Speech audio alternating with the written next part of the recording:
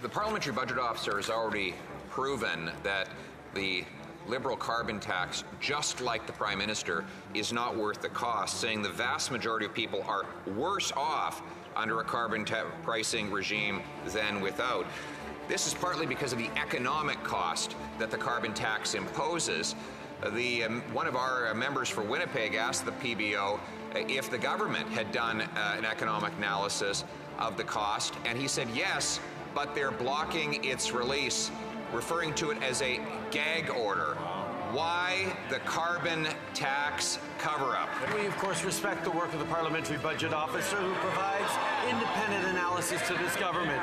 In this instance, however, the Parliamentary Budget Officer admitted that he made a mistake with his carbon pricing reports, using incorrect analysis and modeling, which emphasizes what we've been saying all along, Mr. Speaker, that 8 out of 10 Canadians get more money back from the Canada Carbon Rebate while we fight climate change. The next Canada Carbon Rebate is actually going to be arriving on the 15th of July in Canadians' bank accounts right across the country. We will continue to put money in people's pockets. And if that was true, he would simply release the report with the real cost of the carbon tax that he's been hiding. But the Auditor General released another report showing that this Prime Minister is not worth the corruption or cost after 9 years. $123 million in spending in the Prime Minister's Green Slush Fund broke the rules. According to one of the bureaucrats involved, the entire expenditure resembles the Liberal sponsorship scandal. Will he take personal responsibility for these costs and corruption, or will he just blame others again? Speaker, the Minister has already taken measures to ensure that these programs are properly spent, that the processes are properly followed in terms of contracts.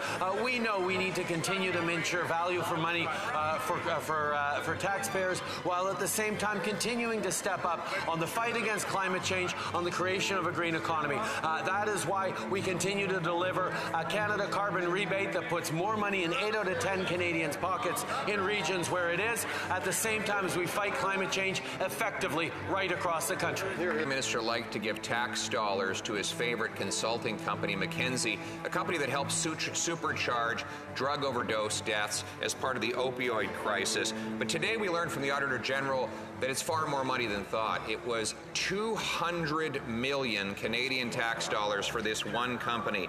90% of those contracts didn't follow government rules, 70% of them without a competitive process, 100% of them with the NDP voting in favor. Wow. Mr. Speaker, will the Prime Minister commit here and now no more money for McKinsey? Obviously, the taxpayers deserve to get value for money, which is why we've continued to strengthen our oversight and the measures whereby public servants grant contracts, including to outside consultants. We've reduced those numbers.